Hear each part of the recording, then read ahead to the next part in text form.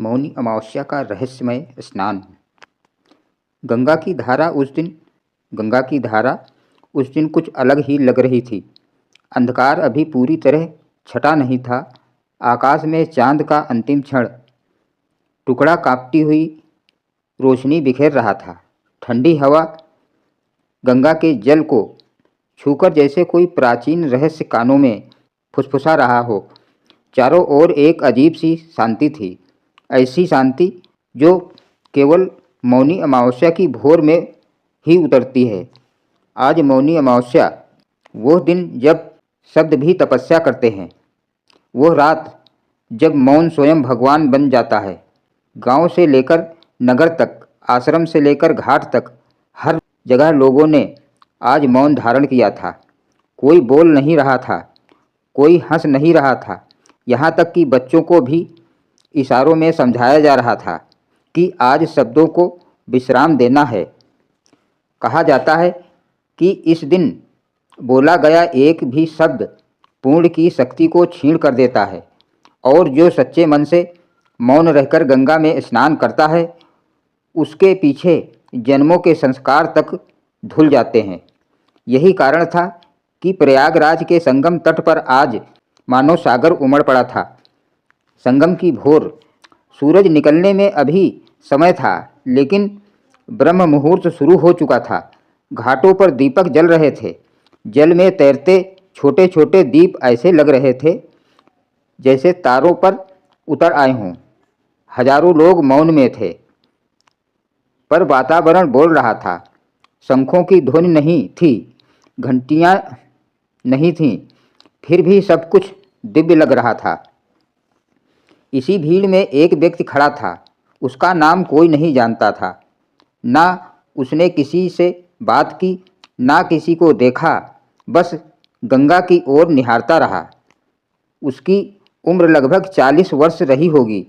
शरीर साधारण, वस्त्र भी साधारण, पर आंखों में कुछ असाधारण था, जैसे वर्षों का दर्द, तप और प्रतीक्षा एक साथ ठहरी हो। लोग स्नान की तैयारी कर रहे थे। कोई परिवार के साथ था, कोई अकेला, लेकिन वो ना तो स्नान कर रहा था, ना किसी से संकेत कर रहा था। वो बस खड़ा था। उसके हाथों में एक पुराना रुद्राक्ष था जो बार बार उसकी उंगलियों में घूम रहा था। आंखें बंद थीं, होंठ स्थिर। पास खड़े एक वृद्ध साधु ने उसे देखा। साधु के चेहरे पर अनुभव की रेखाएं थीं। उन्होंने एक क्षण को उस व्यक्ति को देखा और अपनी दृष्टि हटा ली, लेकिन उनके मन में हलचल थी। यह साधारण मौनी नहीं है, इसके मौन में कोई कथा छुपी है। धीरे धीरे सूरज की पहली किरण गंगा के जल को छूने लगी। यह संकेत था स्नान का समय।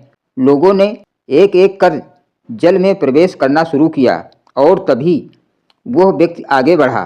पहला कदम उसने गंगा में रखा और उसी क्षण जल में हल्की लहर उठी।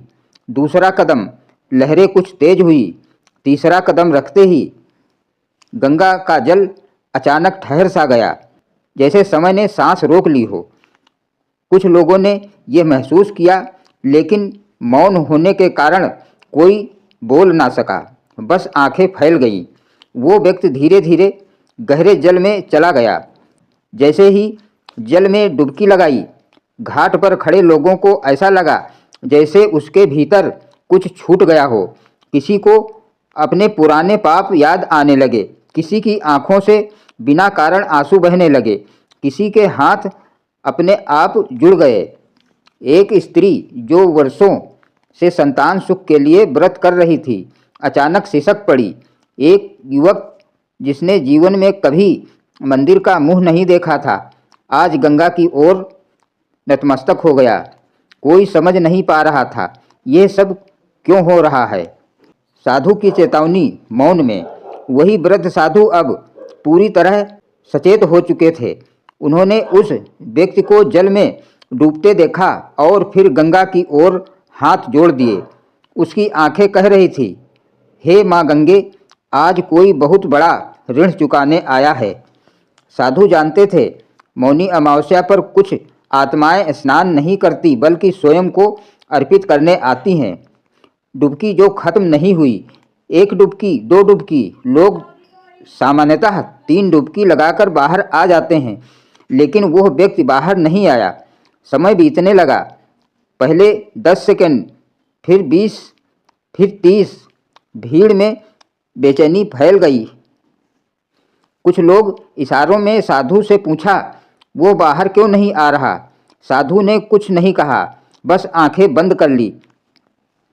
अचानक गंगा का जल फिर से हिलने लगा। इस बार लहरें नहीं थीं, बल्कि एक गहरी कंपन थी। दीपक जो जल पर तैर रहे थे, एक दिशा में खिंचने लगे। पक्षी जो घाट पर बैठे थे उड़ गए।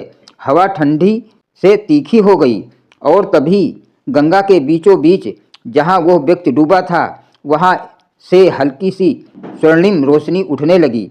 लोग स्तब्ध थे। अधूरा रहस्य। रोशनी तेज होती गई। भीड़ का हृदय तेज धड़कने लगा। क्या वो व्यक्ति साधारण भक्त था या कोई श्रापित आत्मा, या कोई ऐसा जिसने वर्षों पहले कोई भयानक वचन लिया था? साधु की आंखों से एक आंसू गिरा।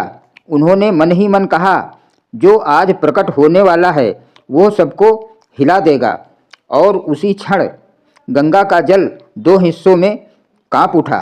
जैसे ही जल कांपता हुआ 2 हिस्सों में थमा, घाट पर खड़े लोगों की सांसें अटक गईं। उस स्वर्णिम प्रकाश के बीच से वह व्यक्ति धीरे धीरे ऊपर उठा। उसका शरीर नहीं, बल्कि उसकी आत्मा सी आभा पहले दिखाई दी। वृद्ध साधु ने आंखें खोल दी। अब उन्हें समझ आ चुका था, वो कोई साधारण भक्त नहीं था। वो उसी गांव का रहने वाला था जिसने वर्षों पहले अपने ही माता पिता का अपमान किया था, उनकी अंतिम इच्छा को ठुकरा दिया था और गंगा स्नान का वचन देकर भी जीवन भर टालता रहा। माता पिता की मृत्यु के बाद जब उसका जीवन दुख, रोग और दरिद्रता से भर गया था, तब उसे अपने पाप का बोध हुआ। तभी उसने एक कठोर संकल्प लिया।